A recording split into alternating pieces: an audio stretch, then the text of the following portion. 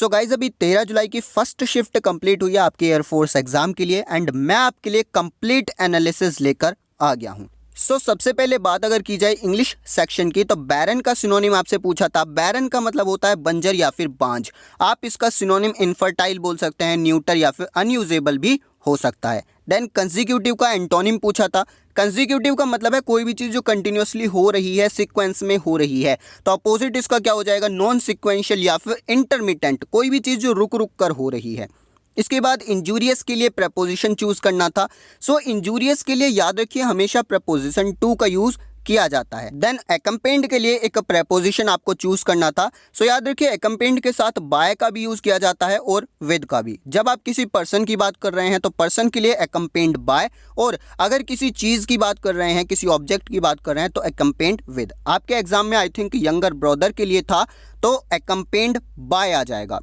इसके बाद एक ईडियम पूछा गया था, राउंड द कॉर्नर। सो इसका मतलब क्या है, राउंड द कॉर्नर का मतलब है कोई भी चीज़ बहुत ही ज़्यादा नज़दीक है, वो जस्ट होने वाली है। क्लोज बाय या फिर नियर बाय इसका आंसर हो जाएगा। उसके अलावा एक स्पेलिंग टेस्ट से क्वेश्चन था, 12th की सही स्पेलिंग पूछी थी तो आपके सामने है। कॉन्ग्रेचुलेट का नाउन फॉर्म आपसे पूछा था तो नाउन इसकी हो जाएगी कॉन्ग्रेचुलेशंस।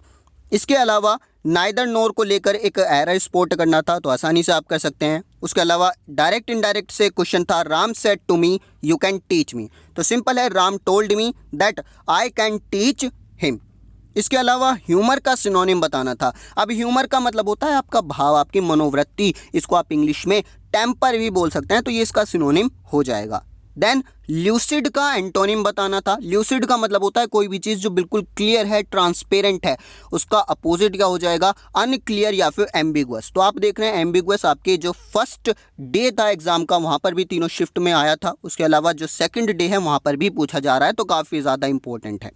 इसके बाद बात अगर की जाए रागा सेक्शन की तो एक वेन डायग्राम से क्वेश्चन जो बहुत बार मैंने कराया हुआ है, pick pocket, anti social element और ब्लैकमेलर्स से क्वेश्चन बना था। देन एक ऑड वन आउट से बना था आपका bat, sparrow, crow, owl. I think यहाँ पर बैट होगा बिकॉज बैट क्या है, एक मैमल है, बाकी सभी बर्ड्स वगैरह।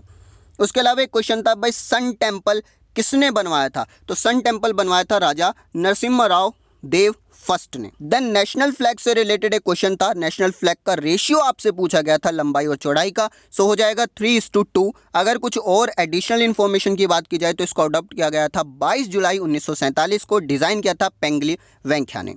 इसके बाद मलेशिया की कैपिटल आपसे पूछी गई थी, सो हो जाएगा कुलालंपुर। इसके अलावा एजुकेशन मिनिस्टर कौन है फिलहाल में इंडिया के, तो ये हैं धर्मेंद्र प्रधान। देन रानी रामपाल किससे संबंधित है, तो ये एक स्पोर्ट्स पर्सन है, ये एक खिलाड़ी हैं। और ये किससे संबंधित है, तो इनका संबंध है हॉकी गेम से।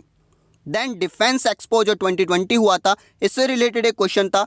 तो डिफेंस एक्सपो यानी जिसको हम डेफ एक्सपो 2020 भी बोलते हैं, ये कहाँ पर हुआ था, तो ये हुआ था लखनऊ के अंदर। और इसकी थीम क्या थी, India the emerging defence manufacturing hub. Make in India को लेकर ये एक पहल की गई थी।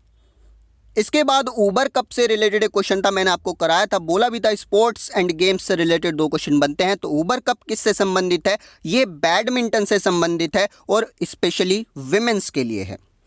Then iron man of India, बिल्कुल इजी सा क्वेश्चन है, आप आसानी से कर सकते हो भाई, Sardar Vallabhbhai Patel. Then Indian National Congress से एक क्वेश्चन जरूर बन रहा है हर शिफ्ट में, इस बार भी बना फर्स्ट वुमेन प्रेसिडेंट को लेकर। तो फर्स्ट वुमेन प्रेसिडेंट कौन है, एनी बेसेंट है। अगर बात की जाए इंडियन फर्स्ट वुमेन प्रेसिडेंट तो वो सरोजनी नायडू। इसके अलावा नर्स डे कब मनाया जाता है, इससे रिलेटेड एक क्वेश्चन, तो 12 मई को मनाया जाता है इंटरनेशनल नर्स डे। साउथ की गंगा किसको कहा जाता है, तो गोदावरी को कहा जाता है, इसको दक्षिण गंगा भी बोलते हैं हिंदी में। देन टिहरी डैम से रिलेटेड एक क्वेश्चन था कि भाई ये किस नदी पर, किस रिवर के ऊपर बनाया गया है, तो टिहरी डैम किसके ऊपर बनाया गया है, ये बनाया गया है भागीरथी नदी के ऊपर। इसके अलावा इंटरनेशनल विमेंस डे की बात की जाए, ये आपसे क्वेश्चन पूछा गया था। सो इंटरनेशनल विमेंस डे कब मनाया जाता है, 8 मार्च को। पत्रिका गेट को लेकर जो इनॉग्रेशन है उससे रिलेटेड एक क्वेश्चन था। भाई पत्रिका गेट का जो इनॉग्रेशन है, जो उद्घाटन है, वो पीएम नरेंद्र मोदी जी ने किया था और ये कहाँ पर है, तो ये जयपुर राजस्थान में है। इनॉग्रेशन कब हुआ, 8 सितंबर को। इसके अलावा बंगाल के पहले गवर्नर जनरल कौन थे, ये क्वेश्चन आया था। सो पहले गवर्नर जनरल थे वॉरेन हेस्टिंग। नासा की फुल फॉर्म पूछी थी, मुझे नहीं लगता आपको बताने की ज़रूरत है। इससे पहली शिफ्ट में इसरो के बारे में पूछा गया था, अभी नासा और यूआरएल वगैरह की फुल फॉर्म, तो फुल फॉर्म भी इस बार आ रही हैं। देन पूछा है आपसे ट्रॉपिक ऑफ कैंसर कहाँ से गुजरती है, किस किस स्टेट से होकर गुजरती है। तो 8 स्टेट से होकर ये गुजरती है, उन सभी के नाम आपको पता होने चाहिए। तो बेसिकली यहाँ पर क्वेश्चन कुछ इस तरीके से होगा कि कहाँ से होकर नहीं गुजरती है, वो आपको एक ऑप्शन चूज करना होगा।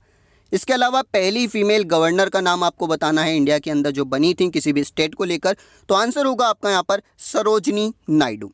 सो ये कुछ क्वेश्चंस थे आपके 13 जुलाई की फर्स्ट शिफ्ट को लेकर जो अभी तक मुझे मिले। बाकी आपको अभी जब तीनों शिफ्ट कंप्लीट हो जाएंगी तो कंप्लीट एक डिटेल्ड एनालिसिस मिल जाएगा तीनों ही शिफ्ट का, एक कंबाइंड। अब बात अगर की जाए एग्जाम लेवल की तो वैसे तो मॉडरेट था, ज़्यादा कैलकुलेटिव पोर्शन यहाँ पर रागा का भी नहीं था, लेकिन अगर कंपेयर किया जाए फर्स्ट डे के सभी शिफ्ट से तो उसके अकॉर्डिंग थोड़ा सा लेवल जो है वो इम्प्रूव होता जा रहा है, हाई होता जा रहा है। बाकी कोई भी इशू नहीं है, कोई भी ऐसा नहीं है कैलकुलेशन वगैरह ज़्यादा आ रही है, मॉडरेट लेवल आप इसको बोल सकते हैं। इसके अलावा मैं आपको रिकमेंड करूंगा अगर आपके एग्जाम में अभी भी 2 या 2 से ज़्यादा दिन बचे हुए हैं देन मॉक्स वगैरह लगाते रहिए, परीक्षा ऐप ज्वाइन कर सकते हैं आप। जुलाई स्पेशल सीरीज़ यहाँ पर लॉन्च कर दी गई है, स्कॉलर्स 50 कोड यूज़ कर लेना। बट अगर आपके एग्जाम में 2 या 2 से कम दिन बचे हुए हैं तब मैं आपको बिल्कुल भी ये रिकमेंड नहीं करता, कोई भी मॉक अभी लगाने की ज़रूरत नहीं है।